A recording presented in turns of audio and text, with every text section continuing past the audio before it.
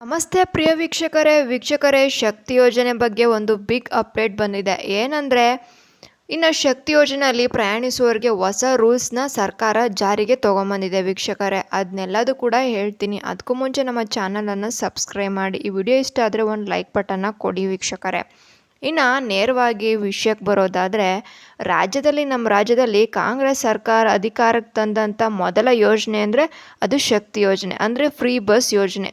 ಇನ್ನು ರಾಜ್ಯದಲ್ಲಿರುವಂಥ ಎಲ್ಲ ಮಹಿಳೆಯರಿಗೂ ಕೂಡ ಸರ್ಕಾರಿ ಬಸ್ನಲ್ಲಿ ಉಚಿತವಾಗಿ ಪ್ರಯಾಣ ಮಾಡ್ಬೋದು ಅನ್ನೋ ಸೌಲಭ್ಯನ ರಾಜ್ಯ ಸರ್ಕಾರ ನೀಡ್ತಿದೆ.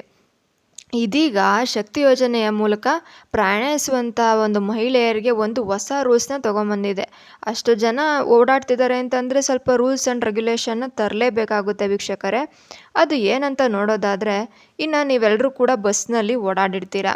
ಅದರಲ್ಲಿ ನಿಮ್ಮ ಲಗೇಜ್ ಕೂಡ ತೆಗೆದುಕೊಂಡು ಹೋಗ್ತಾ ಇರ್ತೀರ. ಅದ್ರ ಬಗ್ಗೆಯಲ್ಲಿ ಗಮನನ ಹರಿಸಿದ್ದಾರೆ ವೀಕ್ಷಕರೇ. ಏನು ಅಂತಂದರೆ, ಮಹಿಳೆಯರು ತರುವಂಥ ಲಗೇಜ್ ಮೇಲೆ ಗಮನ ಇರಬೇಕು. ಇಂತಿಷ್ಟು ತೂಕದ ಲಗೇಜನ್ನು ತರಲು ಉಚಿತ. ಇಷ್ಟು ಲಗೇಜ್ ಅಂದರೆ ಒಂದು 2 kg 3 kg ಅಂತ ಅಂದರೆ ಫ್ರೀ ಇರುತ್ತೆ.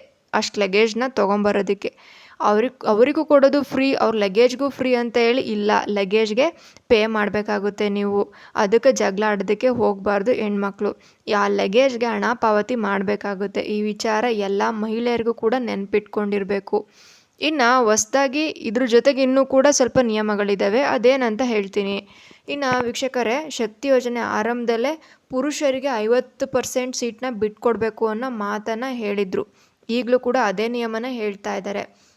ಹಿಂಗೆ ಒಂದು ಪುರುಷರು ಅಂತ ಇದ್ದಾರೆ ಅಂತಂದರೆ, ನೀವು ಈಗ ಒಂದು ಬಸ್ಸಲ್ಲಿ 100 ಮೆಂಬರ್ಸ್ ಹೋಗ್ಬೋದು ಅಂತಂದರೆ ಅದರಲ್ಲಿ ಹೆಣ್ಮಕ್ಳೇ ಒಂದು 80% ಇದ್ದೇ ಇರ್ತಾರೆ, 3/4% ಅವರೇ ಇರ್ತಾರೆ. ಆವಾಗ 50% ಪುರುಷರಿಗೆ ಅಂತೇಳಿ ಸೀಟ್ನ ಫಿಕ್ಸ್ ಮಾಡಿರಬೇಕು ಅಂತೇಳಿ ಸರ್ಕಾರ ರೂಲ್ಸ್ ಮಾಡಿದೆ.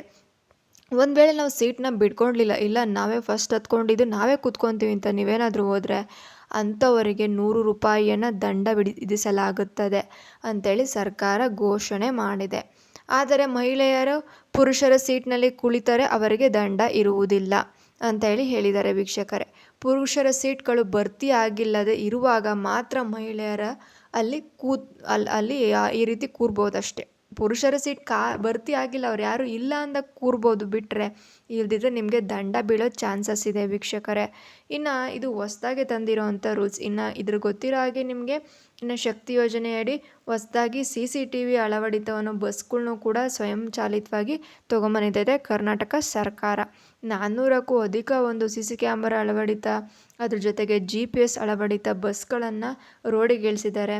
ಇದರಿಂದ ಯಾವುದೇ ರೀತಿಯ ದರೋಡೆ ಆಗಲಿ, ಕೊಲೆ ಆಗಲಿ, ಕಳ್ತನ ಆಗಲಿ ಇದನ್ನು ಡೈರೆಕ್ಟ್ ನಮಗೆ ಒಂದು ವಿತ್ ಪ್ರೂಫ್ ಸಿಗುತ್ತೆ. ಇದು ಆಕ್ಸಿಡೆಂಟ್ ಆದರೆ ನಾವು ಒಂದು ಕ್ಲೈಮ್ ಮಾಡೋದಕ್ಕೆ ಆಕ್ಸಿಡೆಂಟ್ ಕ್ಲೈಮ್ ಅಂತ ಇರುತ್ತೆ. ಅದಕ್ಕೆ ಕ್ಲೈಮ್ ಮಾಡೋದಕ್ಕೆ ಕೂಡ ನಮಗೆ ಬೇಗ ಆಕ್ಸಿಡೆಂಟ್ ಅಮೌಂಟ್ ಬಂದ್ಬಿಡುತ್ತೆ. ಯಾಕಂದರೆ ಅಲ್ಲೂ ಕೂಡ ಪ್ರೂಫ್ನ ಕೇಳ್ತಾರಲ್ವ. ಇದನ್ನು ಅಟ್ಯಾಚ್ ಮಾಡಿದ್ರೆ ಯಾರಿಂದ ತಪ್ಪಾಯಿತು, ಯಾರು ತಪ್ಪು ಮಾಡಿದ್ರು ಅಂತೇಳಿ CC ಕ್ಯಾಮ್ರಾದಲ್ಲಿ ಗೊತ್ತಾಗ್ಬಿಡುತ್ತೆ. ಅದನ್ನು ಕೂಡ ಕರ್ನಾಟಕ ಸರ್ಕಾರ ಈ ಶಕ್ತಿ ಯೋಜನೆಯಡಿ ಮಹಿಳೆಯರಿಗೆ ಉಪಯೋಗವಾಗಲಿ, ಮಹಿಳೆಯರು ಓಡಾಡ್ತಾ ಇರ್ತಾರೆ, ಮಹಿಳೆಯರ ಸುರಕ್ಷತೆಗಾಗಲಿ ಅಂತೇಳಿ ತೆಗೆದುಕೊಂಡು ಬಂದಿದ್ದಾರೆ ವೀಕ್ಷಕರೇ. ನೋಡಿ, ಇದೆಲ್ಲದೂ ಕೂಡ ನಿಮಗೆ ಒಂದು ಉತ್ತಮವಾದಂತಹ ಮಾಹಿತಿಗಳು. ಈ ಮಾಹಿತಿ ನಿಮಗೆ ಇಷ್ಟ ಆದರೆ ಒಂದು ಸಬ್ಸ್ಕ್ರೈಬ್ ಮಾಡಿ, ಒಂದು ಲೈಕ್ ಬಟನ್ನ ಕೊಡಿ, ನಿಮ್ಮ ಫ್ರೆಂಡ್ಸ್ಗೂ ಕೂಡ ಶೇರ್ ಮಾಡಿ ವೀಕ್ಷಕರೇ. ಥ್ಯಾಂಕ್ ಯು ವೀಕ್ಷಕರೇ.